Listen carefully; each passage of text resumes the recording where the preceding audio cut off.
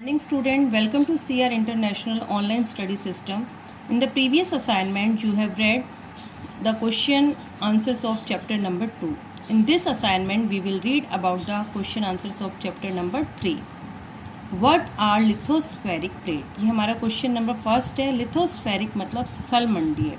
Plate मैंने plate कि lithospheric plate यानी कि स्थल मंडलीय प्लेटें क्या होती हैं. द लिथोस्फीयर इज ब्रोकन कि लिथोस्फीयर ब्रोकन मैंने टूटा हुआ है into a number of plate बहुत सारी प्लेटों में. नॉन एज लिथोस्फेरिक प्लेट जिन्हें लिथोस्फेरिक प्लेट कहते हैं या जिन्हें लिथोस्फेरिक प्लेटों के नाम से जाना जाता है यानी कि जिन्हें हम स्थल मंडलीय प्लेटें कहते हैं. मीन्स हमारा स्थल मंडल बहुत सारी प्लेटों में टूटा हुआ है और उसे ही हम स्थल मंडलीय प्लेटें कहते हैं. Why do plates move? अब ये प्लेट गति क्यों करती है? The plate move due to the motion of molten magma inside the earth. Motion मैंने गति, मोल्टन मैंने पिघला हुआ, मैग्मा जो पृथ्वी के नीचे पदार्थ है, इनसाइड मतलब अंदर. द प्लेट मूव्स ये प्लेटें गति करती हैं due to the motion of molten magma. किसकी गति के कारण? पिघले हुए मैग्मा की गति के कारण इनसाइड द अर्थ पृथ्वी के अंदर. What are exogenic and endogenic forces? Exogenic और इंडोजेनिक फोर्सेस यानी कि बल. एक्सोजेनिक मैंने बहिर्जनित बल और इंडोजेनिक फोर्सेस मैंने अंतर्जनित बल क्या होते हैं. इंडोजेनिक फोर्सेस अंतर्जनित बल. The force which act inside the अर्थ वो बल जो पृथ्वी के अंदर ही लगते हैं आर कॉल्ड इंडोजेनिक फोर्सेस. उन्हें हम इंडोजेनिक फोर्सेस कहते हैं. Exogenic forces the forces that work on the earth surface ये वो बल हैं जो पृथ्वी की सतह के ऊपर लगते हैं are known as exogenic forces जिन्हें हम एक्सोजेनिक फोर्सेस कहते हैं. इंडोजेनिक फोर्सेस जो पृथ्वी के अंदर लगेंगे जैसे कि आपका अर्थक्विक हो गया, वॉल्केनो हो गया. और एक्सोजेनिक फोर्सेस में हो गए आपके इरोजन हो गया, डिपोजिशन हो गया. वो डिस्क्राइब अर्थक्वेक भूकंप क्या होता है उसका हमने विवरण देना है. When the lithospheric plate move जब स्थल मंडलीय प्लेटें मूव यानी गति करती हैं the surface of the earth तो जो पृथ्वी की सतह है जो पृथ्वी की वाइब्रेट्स उस पर कंपन होने लगता है. द वाइब्रेशंस कैन ट्रेवल ये जो कंपन है can travel all around the earth ये पूरी पृथ्वी पर ट्रेवल कर सकता है, उसके चारों ओर घूमता है. अर्थ पे जहाँ पर उसका सेंटर बना है उसके चारों ओर ऑल राउंड द अर्थ उसके चारों ओर घूमता है. These vibrations are called earthquake. इसी प्रकार के कंपन को हम भूकंप कहते हैं. Question number 5 draw a diagram of evolution of the landform कि पृथ्वी के स्थल रूपों के विकास का एक चित्र बनाइए. देखिए बेटा ये जो हमारा चित्र है अर्थ मूवमेंट पृथ्वी की गति इसके कारण दो बल लगते हैं. अभी मैंने बताया आपको इंडोजेनिक फोर्स जो पृथ्वी के अंदर लगता है और एक्सोजेनिक फोर्स जो पृथ्वी के ऊपर लगता है. अब इंडोजेनिक फोर्स की बात करें हम तो ये सडन फोर्स पृथ्वी पर अचानक ही लगता है जिसके कारण पृथ्वी पर अर्थक्वेक भूकंप आता है, वोल्केनो पृथ्वी पर ज्वालामुखी फूटता है एंड लैंडस्लाइड भूसंकलन होता है. डायस्ट्रोफिक फोर्सेस पटल विरूपण बल बिल्डिंग माउंटेन्स और पृथ्वी पर क्या होता है पर्वत बनते हैं.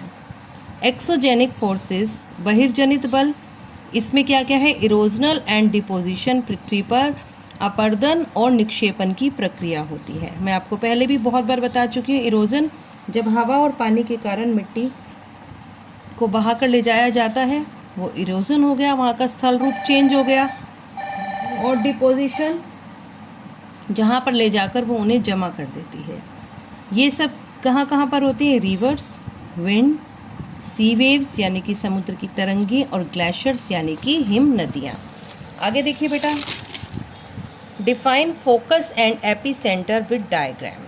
हमें फोकस यानी कि उद्गम केंद्र और एपी सेंटर यानी कि अधिकेंद्र को डायग्राम के साथ डिफाइन करना है.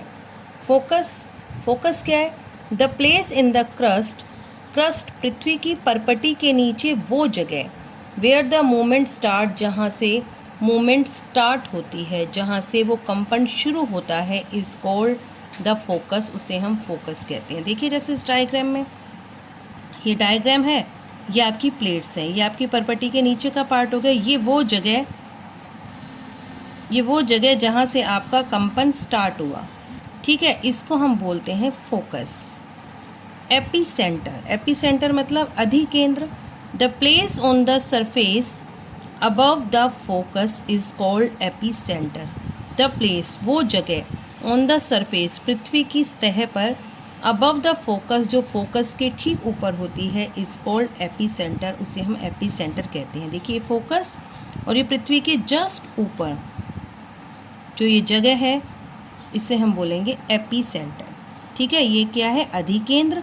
ये वो जगह जहाँ से स्टार्ट हुआ कंपन, इसे हमने फोकस यानी कि उद्गम केंद्र कहा, और ये हो गया आपका अधिकेंद्र। Name the 3 types of earthquake waves, 3 प्रकार की भूकंपीय तरंगों के नाम बताने हैं।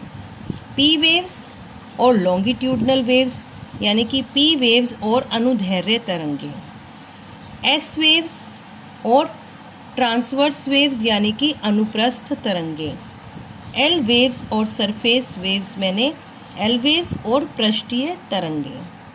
What is seismograph? सिस्मोग्राफ क्या होता है?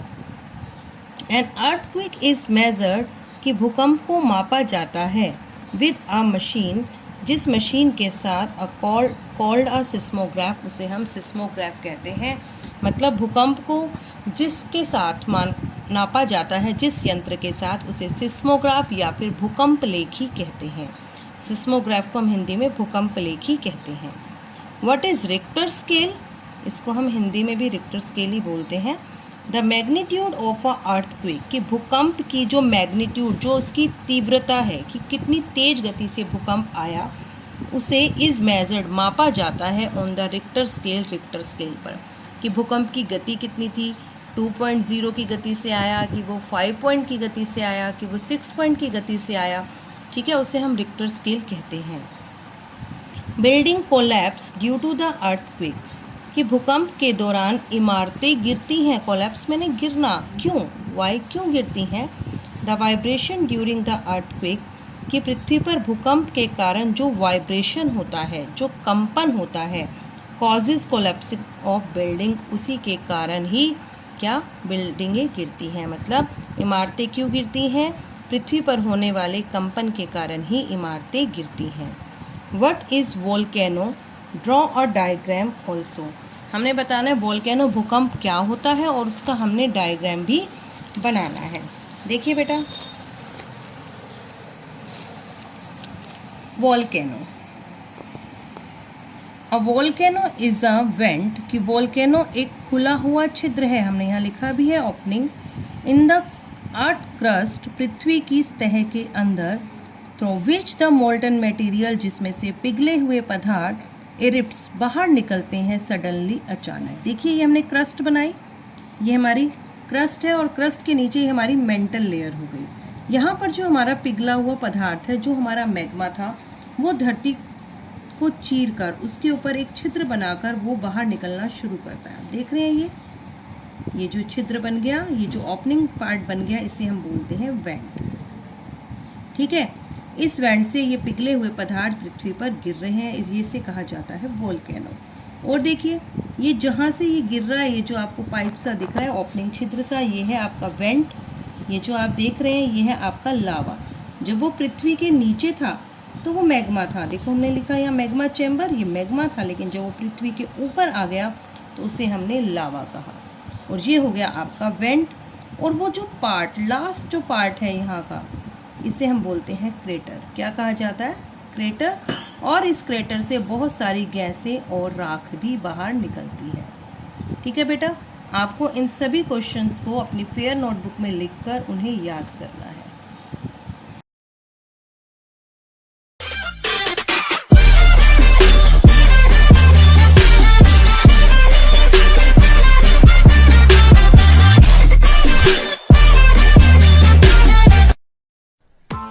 Press the bell icon on the YouTube app and never miss another update.